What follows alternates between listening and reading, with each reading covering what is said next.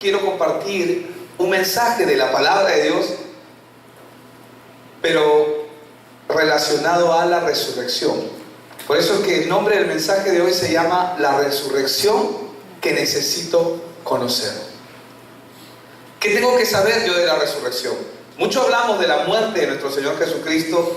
Vemos las películas que pasan en estas fechas, que la gente como golpeaba, maltrataba a nuestro Señor Jesús. Vemos todos estos eventos, estos hechos a través de la historia que se nos ha dicho, se nos ha contado, pero muy poco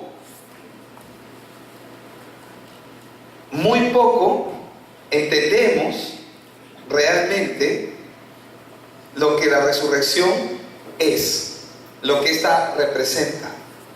Por eso el mensaje se llama La resurrección que necesito conocer. Yo necesito saber más acerca de la resurrección.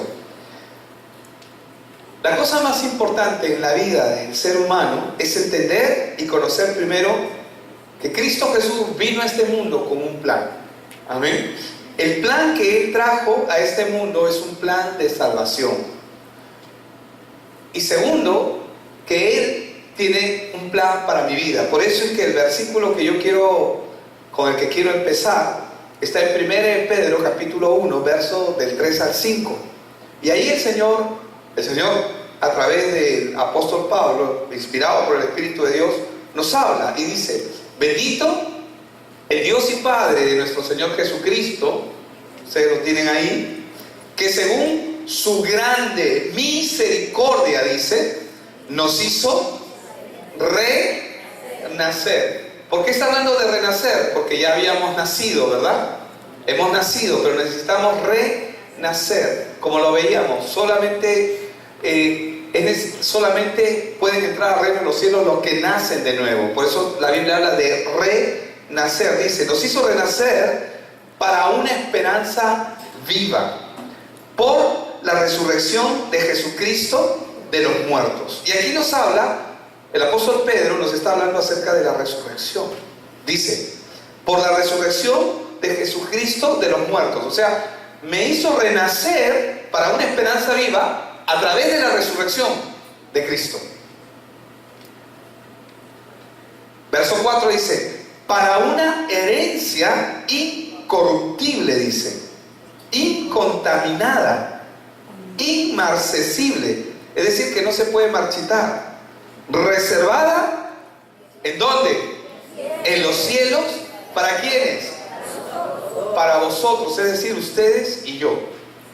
Para vosotros. Él se está incluyendo. Dice que sois guardados por el poder de Dios mediante la fe. Dice, para alcanzar la salvación que está preparada para ser manifestada en el tiempo postrero. Permítame leer este mismo pasaje en la Nueva Biblia de los Hispanos, o conocida también como Biblia Latinoamericana también. Dice, bendito sea el Dios y Padre de nuestro Señor Jesucristo, quien según su gran misericordia nos ha hecho nacer de nuevo. Dígalo conmigo, nacer de nuevo. Dice, nos ha hecho nacer de nuevo a una esperanza viva, dice, mediante la resurrección de Jesucristo de entre los muertos, para obtener, dice, una herencia incorruptible, inmaculada y que no se marchitará, reservada en los cielos para ustedes, dice el apóstol Pedro. Mediante la fe, ustedes son protegidos. Es decir, guardados, como lo dice en esta versión, por el poder de Dios, para la salvación que está preparada para ser revelada en el último tiempo. Hermanos, el apóstol Pedro escribió esto aproximadamente entre el año 100, entre el 100 y el 150. Estamos hoy 2018. Y acá lo que él está diciendo es que está preparada para ser revelada en el último tiempo. En realidad somos privilegiados de estar en esta época, porque no tenemos que vivir, nosotros no estamos esperando la primera venida del Señor Jesucristo, nosotros esperamos la segunda venida, porque Jesús dijo que Él iba a venir por segunda vez, pero ya no como Salvador, sino como juez, como soberano, para poner justicia.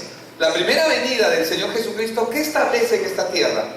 Establece la salvación de toda persona que reconoce en su corazón que está separado de Dios, que no puede con su vida, que está bajo pecado, bajo el dominio de pecado. Pero la segunda venida es la esperanza viva a la que Él nos ha llamado en este tiempo. Nosotros, si bien es cierto, cuando queremos compartir el Evangelio a una persona, nosotros primero tenemos que hablarle de su condición para que pueda reconocer para qué Cristo vino en su vida. Porque Cristo vino a salvar. Él vino a buscar y a salvar lo que se había perdido. Pero el hombre no entiende y no sabe, ignora su condición de que Él está perdido en el mundo.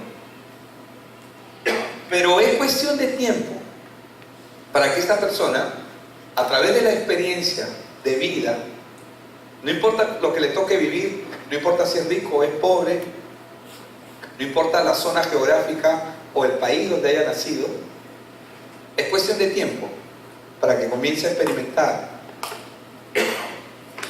la miseria de lo que es la vida sin Dios. Entonces, ¿nosotros qué cosa es lo que anunciamos? Nosotros anunciamos la segunda venida de Cristo. Pero la segunda venida no tiene sentido si el hombre no entiende primero para qué vino Él por primera vez. La Biblia dice que Él vino por primera vez a buscar y a salvar lo que se había perdido. El hombre está perdido sin Dios. Pero su segunda venida es para establecer su reino. Entonces, la segunda venida es un privilegio de todos aquellos que esperan en Cristo. La segunda venida es para aquellos que solamente es para aquellos que han nacido de nuevo. La Biblia no es selectiva, no hace acepción de personas. Para la Biblia, para la palabra de Dios, una persona que está bajo pecado, no importa si se porta bien, si está bajo pecado, está bajo pecado. No importa si es bueno, si está bajo pecado, está bajo pecado. No sé si me dejo entender. No importa si la persona hace muchas obras buenas, si está bajo pecado, el problema no son sus obras, no es lo que hace. El problema es su condición. Y la Biblia no hace acepción de personas, ni hace excepción de personas. ¿Qué es lo que hace la palabra de Dios? Lo que la palabra de Dios comunica al hombre es su condición y la necesidad de salvación a su condición, que el hombre ignora.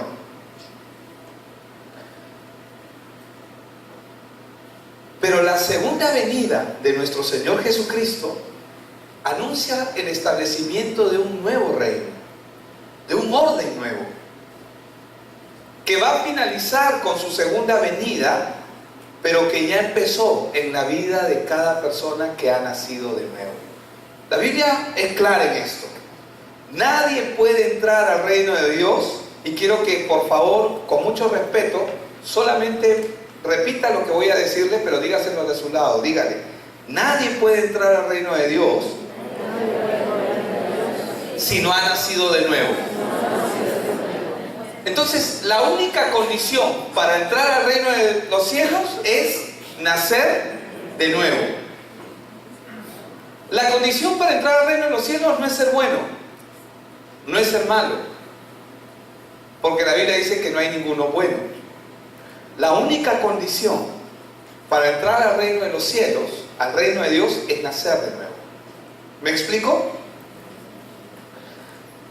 ¿Cómo hubiera visto ese pasaje que está en Juan 3, cuando se acercó Nicodemo a Jesús y Jesús le hubiera dicho: tienes que seguir portándote bien para que puedas entrar al reino de los cielos? ¿Cómo se hubiera visto ese pasaje si Jesús le hubiera dicho: no sé si Nicodemo era casado, no lo he investigado honestamente, pero ¿cómo se hubiera visto? Tienes que pedirle perdón a tu esposa, tienes que estar bien en tu relación con tus hijos, con tu esposo, con tu esposa, para que entres al reino de los cielos.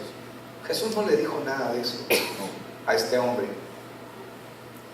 Él le dijo, y vamos a lo que le dijo. Juan 3:3. De cierto te digo, que el que no naciere de nuevo, no puede ver el reino de Dios. ¿Cuál es la condición que el Señor está estableciendo para ver el reino de Dios? ¿Ser bueno? No. ¿Ser malo? No, eso somos todos cuando estamos separados de Dios. No importa hacerse cosas buenas. ¿Cuál es la condición?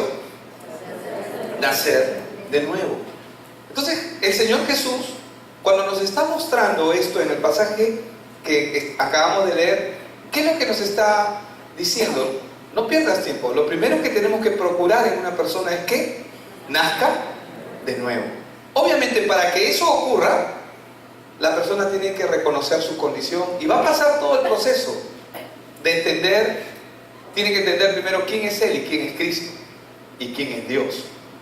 Verso 5 del mismo pasaje de Juan 3. Respondió Jesús: de cierto te digo, que el que no naciere de agua, es decir, por medio de la palabra. ¿Por qué? Porque en el nacimiento natural también hay agua, el líquido amniótico. Pero el que no naciere de agua, refiriéndose a la palabra, es el segundo nacimiento. Y del Espíritu. Y cuando la palabra está mencionando acá el Espíritu, se refiere al Espíritu Santo, al Espíritu de la palabra. Dice, el que no naciere de agua y del Espíritu no puede entrar en el reino de Dios.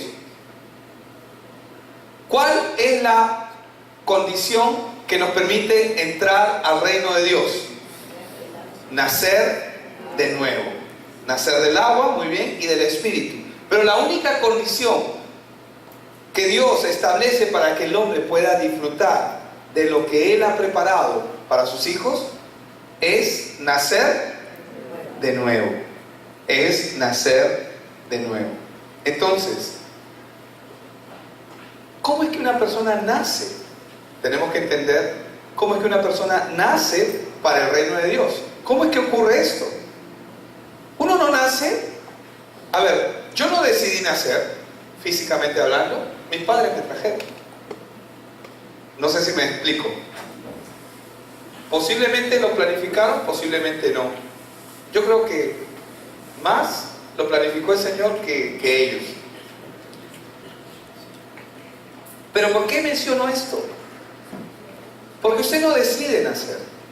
A ver, ¿quién dijo? A ver, yo quiero nacer en Gringolandia, en Europa, en Asia, en África. Quiero nacer en este lugar. ¿Quién dice, quién planificó a ver dónde nacer y nació? Nadie. Lo natural es reflejo de lo espiritual. Por lo tanto, ¿cómo una persona ahora puede nacer para el reino de los cielos? ¿Podrá porque yo quiero? Vamos a ver qué dice la Escritura.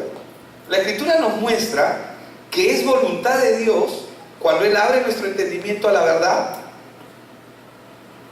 que nosotros podemos nacer, pero nacemos por medio de su palabra. Acompáñenme a Santiago 1:18. Y ahí lo aclara. En Santiago 1:18 dice que Él, refiriéndose a Dios, dice, de su voluntad. Yo siempre, cuando se refiere a Él, esa S sería mayúscula desde mi perspectiva. Él, de su voluntad, nos hizo nacer, ¿cómo? ¿Cómo? ¿Cómo?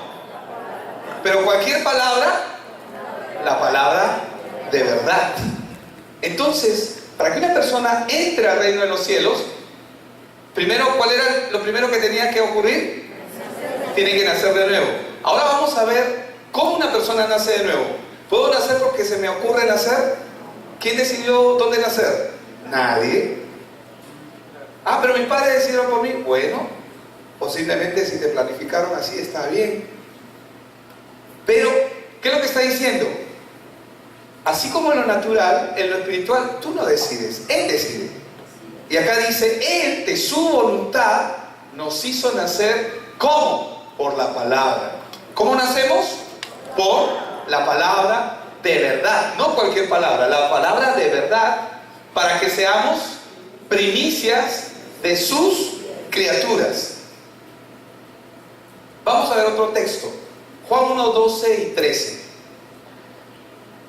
Mas a todos, dice, los que le recibieron, a los que creen en su nombre, les dio potestad. La palabra potestad significa poder, autoridad, derecho. También significa derecho.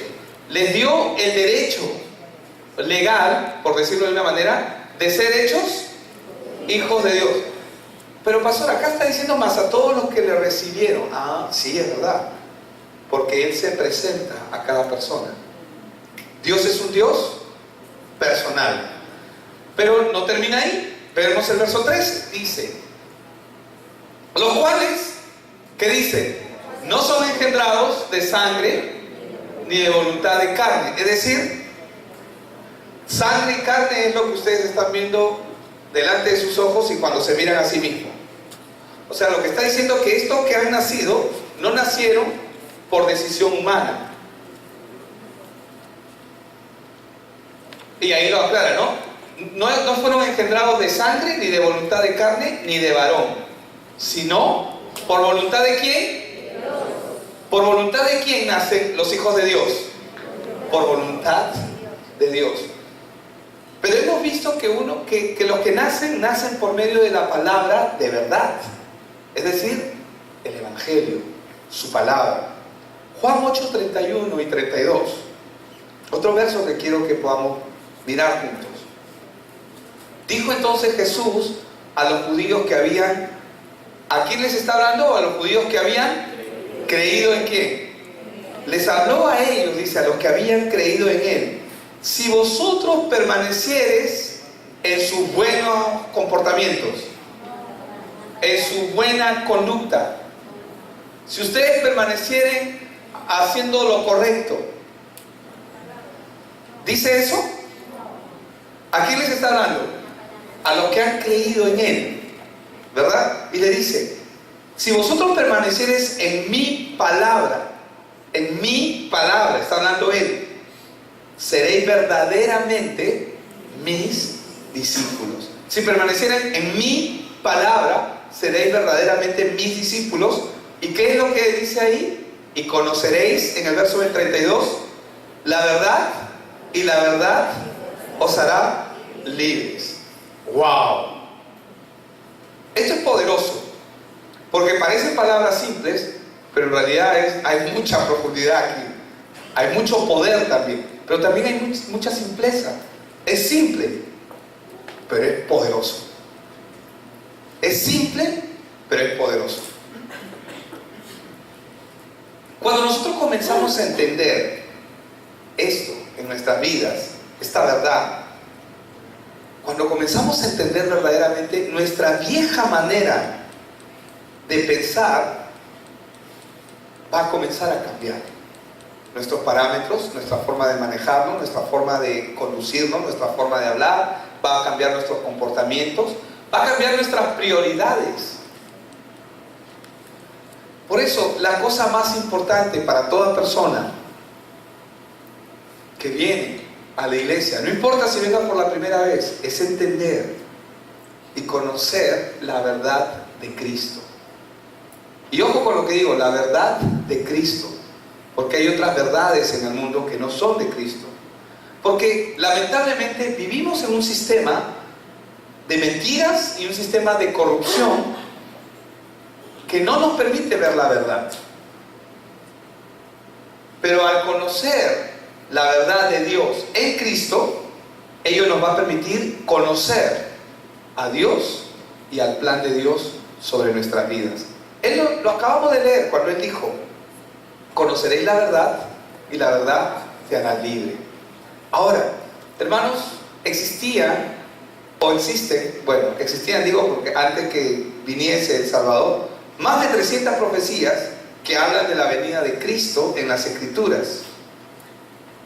Estas profecías hablaban de un Salvador, Un Salvador viene a salvar a rescatar a alguien que necesita ser salvado y rescatado. El que no necesita ser salvo ni ser rescatado, el que está cómodo, no puede ser rescatado. Pero la Biblia anunciaba continuamente, más de 300 veces, en más de 300 profecías, continuamente anunciaba la venida de un Salvador, que venía a rescatar al hombre de su estado de miseria. Y cuando me refiero al estado de miseria, no solamente es el estado de pobreza económica, sino es el estado en el que el hombre cae, a la denigración humana en la que el hombre se ve envuelto por causa del pecado. El pecado degrada al hombre, sea cual fuere. Lo visible, las drogas degradan al hombre, los adulterios degradan a la familia, degradan un hogar, degradan al hombre. ¿Es así o no es así? Es así, ¿verdad? Entonces Cristo venía siendo anunciado desde Génesis, desde que el hombre cayó en manos de Satanás.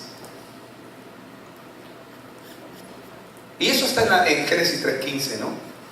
Ahora, Génesis 3.15 anuncia que un día va a venir un Salvador. Fue la primera profecía mesiánica.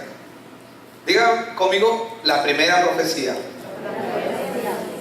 mesiánica, para que no se olvide. La primera profecía mesiánica, es decir, la primera profecía que anuncia el rescate del hombre a su condición, es anunciada por Dios mismo en Génesis 3.15. Es la primera profecía que anuncia al Salvador. Mesías es Salvador, el que viene, el ungido que viene a rescatar al hombre. Y ese es nuestro Señor Jesucristo. Y por eso nosotros vemos profecías como las que están en Isaías 7.14, solamente por mencionar algunas. Por tanto, el Señor mismo os dará señal, dice. He aquí que la Virgen concebirá. ¿Qué virgen? Pondré enemistad entre tu simiente, le habla a Satanás, Dios, y la simiente suya, y la simiente de la mujer, ¿verdad? Por tanto, el Señor mismo os dará señal. He aquí que la Virgen concebirá. ¿Cómo es posible que una virgen conciba? No puede concebir.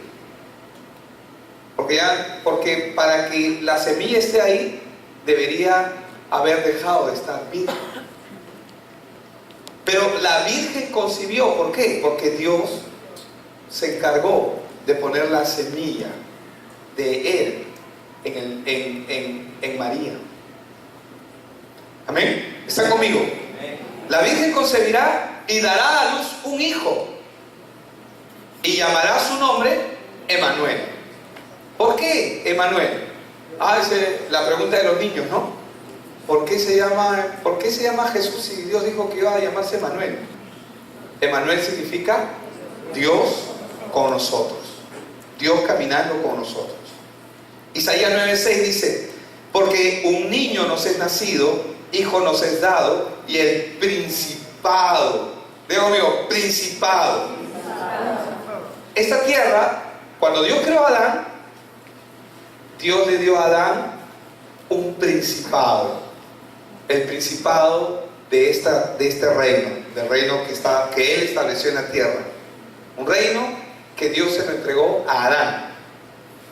Adán era príncipe, pero Adán, después de la caída, después de que cometió el pecado, ese principado ya no estaba con él. Pero vemos en la Biblia que Dios comienza a llamar al príncipe de este mundo a Satanás. Pero ¿cómo? Si Dios nunca llamó a Satanás príncipe, ¿por qué él no era príncipe?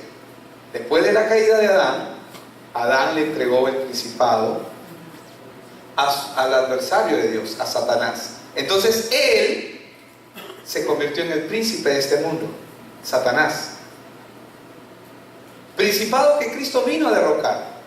Por eso es que la profecía que está en Isaías dice: porque un niño nos es nacido, hijo nos es dado, y el principado sobre su hombro, dice, ¿no? Nos es nacido, nos es dado, y el principado sobre su hombro. Es decir, su hombro. Es decir, el principado que tenía la tierra y que estaba en manos de Adán, que fue arrebatado por Satanás, ahora están haciendo un nuevo príncipe, un nuevo Adán. Por eso es que la Biblia llama a Jesús el segundo Adán. Porque un niño nos es nacido, hijo nos es dado, y el principado sobre su hombro. O sea, él va a nacer siendo príncipe. ¿Cómo nació Cristo? Siendo príncipe. Satanás no viene todavía a decirle, todo esto te daré. Oye, si yo soy el príncipe, el Señor Jesús podría decirle, yo soy el príncipe. ¿Me dejo entender? ¿Me explico? Estoy hablando cuando Satanás tentó a Jesús y le dijo, todo esto te daré si postrado, porque todos los reinos de la tierra, porque a mí me han sido dados, dice, y a quien quiero se lo doy. Así, con esa despachatez, Satanás diciéndole a Cristo, ¿no? Y a quien quiero se lo doy. Vete, Satanás, estás perdiendo tu tiempo. Amén. Entonces dice, acá la profecía nos está diciendo que él va a nacer con el principado sobre su hombro. Por eso es que, ay Señor, ¿y por qué Cristo podía detener el viento? ¿Y por qué el mar le hacía el caso? ¿Y por qué todo lo que él hacía? ¿Por qué todo se sometía a él? ¿Por qué? Porque él es el príncipe. Amén. La tierra se sometió a él inmediatamente. Amén. Y se llamará su nombre admirable, consejero, Dios fuerte. No, un ratito, pastor. Estamos hablando del Hijo de Dios. Y acá, ¿cómo lo está llamando Dios? Dios fuerte. ¿Qué? Padre eterno. Un ratito, pastor. ¿Pero qué? O sea que el Hijo y el Padre y el Hijo son lo mismo. Sí, son uno solo. Príncipe de paz. Amén. Entonces, ¿qué se nos habla en estas profecías? Se nos habla la venida del Salvador. Es el anunciamiento. Lo que nosotros hemos celebrado al inicio con la Santa Cena. ¿Qué hemos hecho? Hemos celebrado el triunfo del príncipe de paz. Porque ¿quién quién reinaba antes de él? Satanás. ¿Y cómo es su gobierno? Mentira, corrupción. ¿Por qué nos sorprende? ¿Por qué nos debería sorprender cada vez que vemos corrupción en todas las áreas, no solamente del gobierno? Sino, ya te enteraste de fulano, sí, oye, qué feo, no, sí, ya se separaron, no, sí, ya están así. ¿Quién está gobernando? Reino de mentira, reino de apariencia. Juan 8:44 dice que no hay verdad en él. Cuando habla mentira, de lo suyo habla. ¿Qué significa eso? Pero ¿qué hace el enemigo?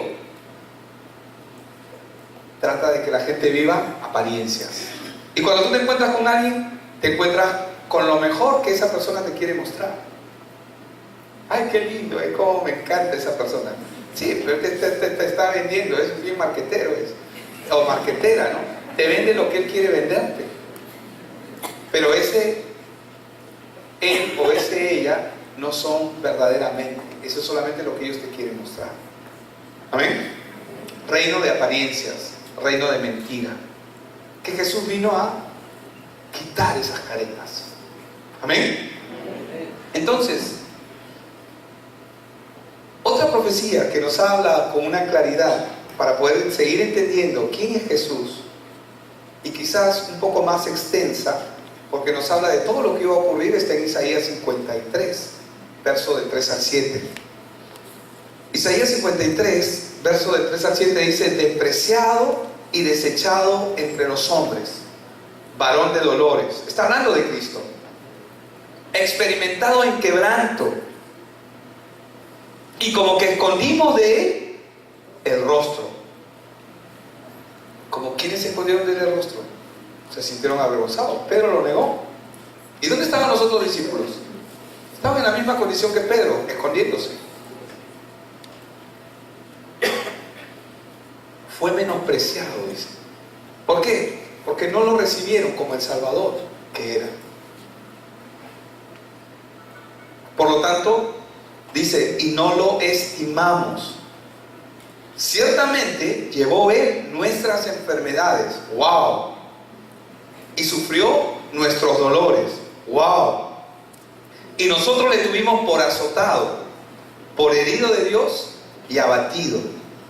Mas Él herido fue por nuestras rebeliones, molido por nuestros pecados. El castigo de nuestra paz fue sobre Él, y por su llaga fuimos nosotros curados. Todos nosotros, está hablando acá el profeta, nos descarriamos como ovejas, cada cual se apartó por su camino, mas Jehová cargó en Él el pecado de todos nosotros. Angustiado Él y afligido, no abrió su boca, se quedó callado. Como cordero que fue llevado al matadero, y como oveja delante de sus trasquiladores, enmudeció y no abrió su boca. Ese es el Cristo. Amén.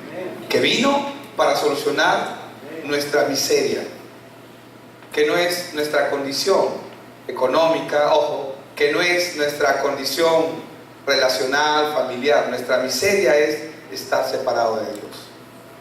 Y Él vino para solucionar ese problema.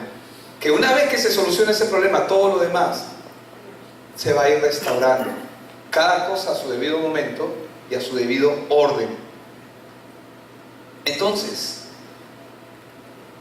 Juan el Bautista dio testimonio de Él cuando dijo: este es el Cordero de Dios que quita el pecado del mundo.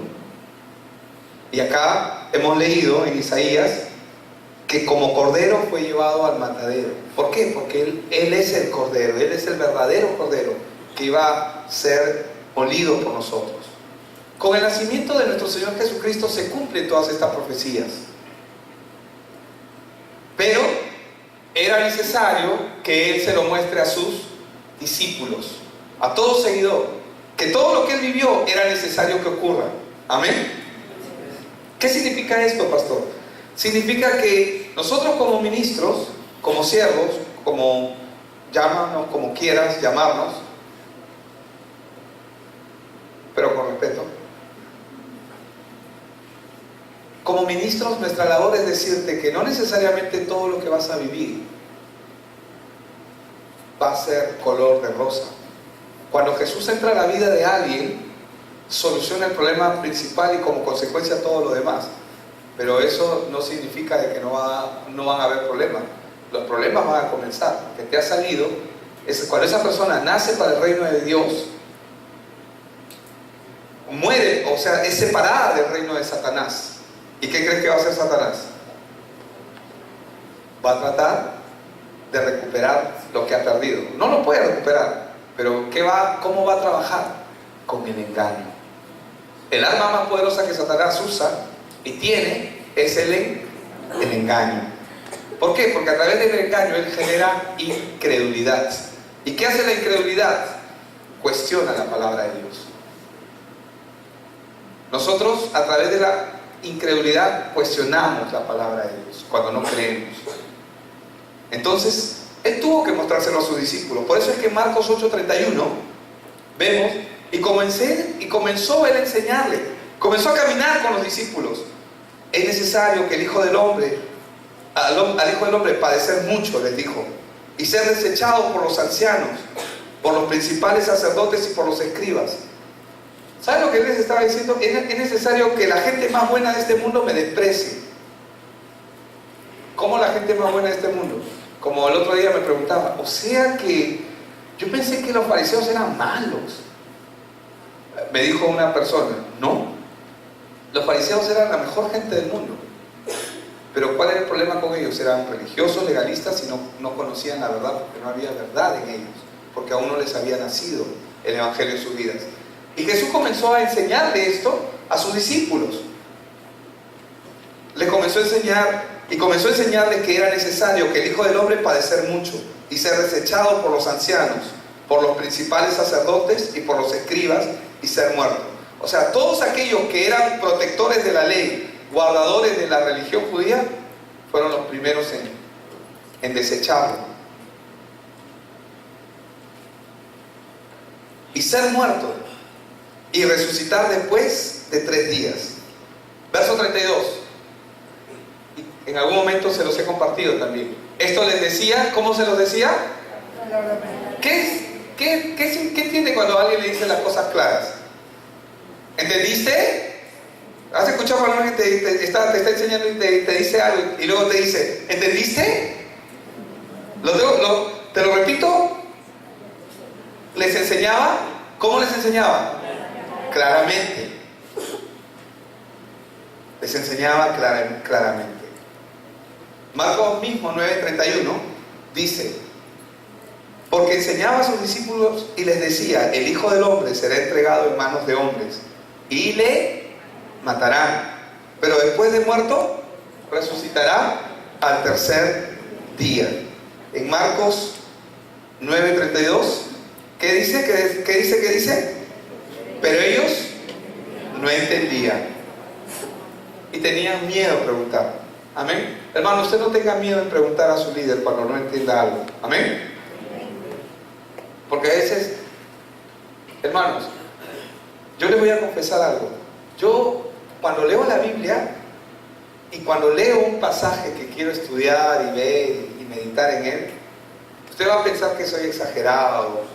Pensarán, ay, que el pastor debe ser bien inteligente, debe ser, ay, qué facilidad de palabras. Hermanos, yo cuando leo la Biblia, el mismo pasaje tengo que leerlo 30 veces, 40 veces.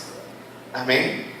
Así que no diga acerca de usted mismo, ay, como que no entiendo, como que soy medio quedado, por no decir otra palabra. Hermano, tiene que seguir leyendo hasta que entienda. Amén. Le pasa al pastor, le pasa a todo el mundo. ¿Me explico? Amén. Y ellos, vemos aquí, ¿qué pasaba con ellos? No entendían la palabra y tenían miedo a preguntar. Entonces, ellos no entendían. ¿Por qué? Porque no podían entenderlo, pero era necesario que tengan la información en sus mentes y en sus corazones. ¿Para qué? Para que cuando Cristo, porque ¿cuántos han visto que Jesús le decía, hacía un milagro y le decía, no se lo digas a nadie? ¿Y qué era lo que la persona hacía? Todo lo contrario. Venga, me escuchen. Le decía, anda con los tuyos, pero yo quiero seguirte. Anda, ve con los tuyos. Y el Señor daba órdenes y a veces el hombre entendía y a veces no entendía. Pero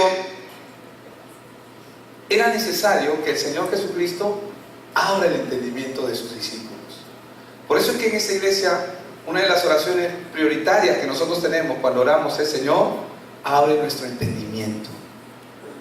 Porque si yo vengo a querer entender la Biblia con mi propio juicio, con mi propio pensamiento, con mi propio criterio, voy a armar una secta. Porque a mí me parece, ¿y cómo diferenciar cuando viene de Dios? Es por el oír y el oír, el oír y el oír. La Biblia dice que la fe viene por el oír y el oír, el oír y el oír, del oír, del oír, del oír, el oír y el oír de la palabra. Entonces, la Biblia nos enseña que Él mismo les abrió el entendimiento para que comprendiesen las Escrituras. ¿Quién tenía que abrirles el entendimiento? Vamos a verlo. Lucas 24, versos del 44 al 47. Y les dijo: estas son las palabras que les hablé estando aún con vosotros, que era necesario que se cumpliese todo lo que está escrito de mí en la ley de Moisés, en los profetas y en los salmos. Está hablando Jesús con ellos, ¿verdad? Y les está diciendo que era necesario que se cumpliese todo lo que estaba escrito. Entonces, ¿qué dice en el verso 45? Verso 45. Entonces, ¿qué dice? Les abrió el entendimiento. ¿Para qué? Para que comprendiesen las Escrituras. Hermanos, esa es una de las prioridades que nosotros tenemos que tener al momento de buscar la palabra. Buscar que el Señor abra nuestro entendimiento. Amén. Para comprender qué dice en la palabra. Porque ¿cuántas religiones tienen la Biblia como su bandera? Muchas. Muchas religiones. Hay religiones que son sectas. Entonces en el verso 46 les dice, y les dijo, así está escrito y así fue necesario que el Cristo padeciese y resucitase de los muertos al tercer día, y que se predicase en su nombre, ¿qué cosa? El arrepentimiento y el perdón de pecados en todas las naciones, comenzando desde Jerusalén. ¿Cómo una persona se va a arrepentir de algo que no piensa que es culpable? Solamente una persona se puede arrepentir de algo que es consciente que está haciendo. Mientras la persona no sea consciente de lo que hace, no puede ver su problema y no puede ver su pecado, no puede ver su miseria. Por eso es necesario.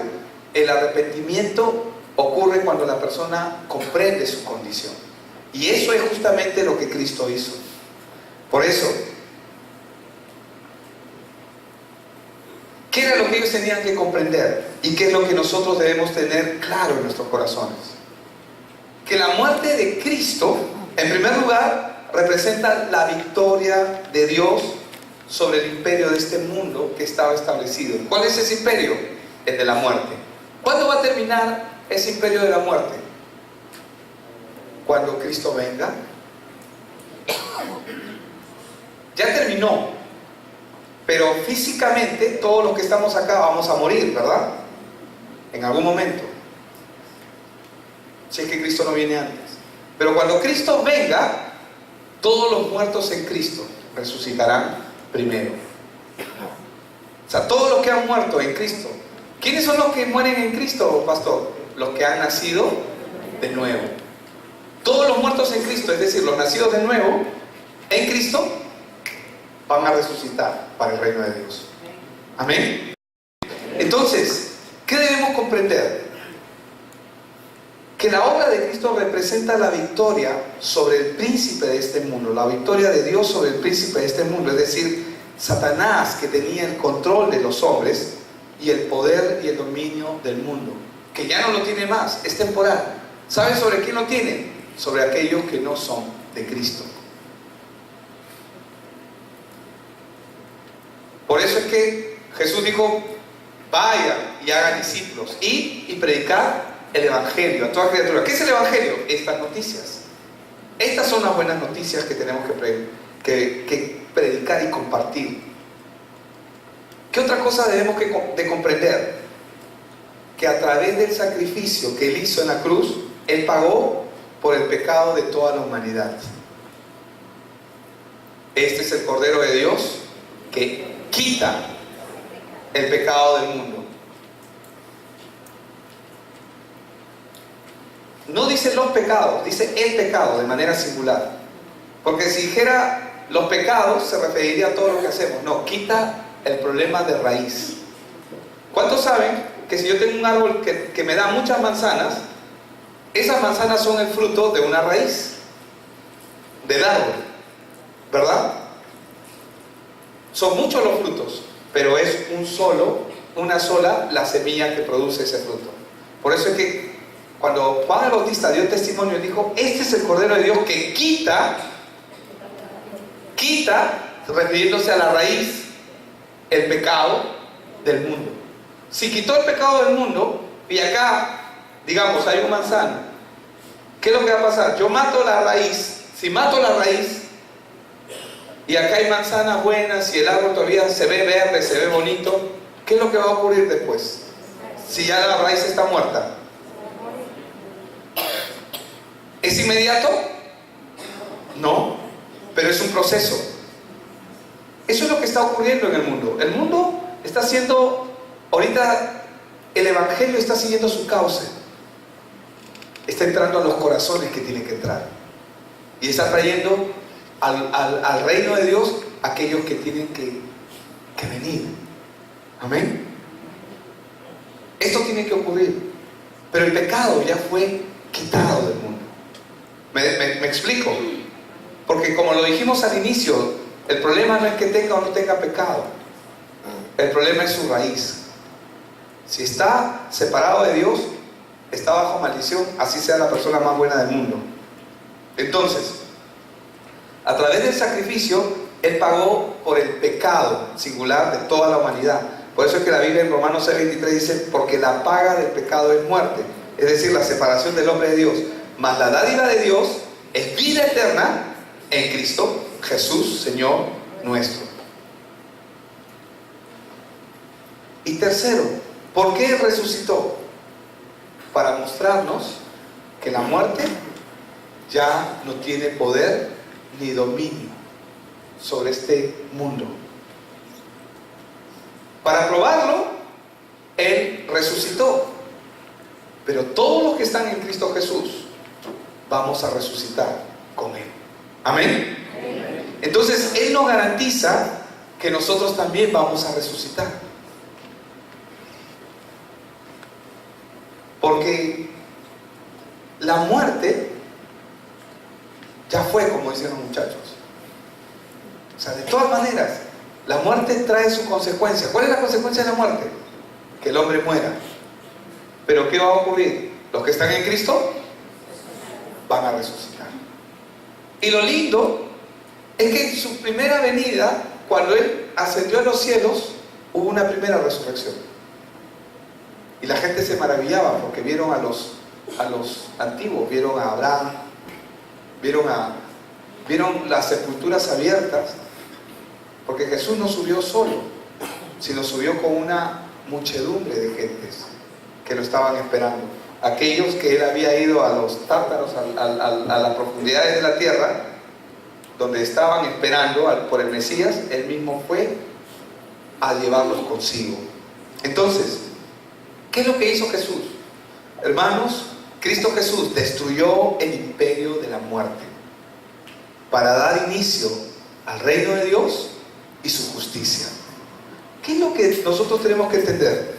Que nosotros somos portadores del reino. Es por eso que el Señor Jesús dice, cuando entres a una casa, la paz sea sobre esa casa cuando te dejen entrar. ¿Por qué? Porque el reino de Dios está entrando. ¿Pero quién es el reino de Dios?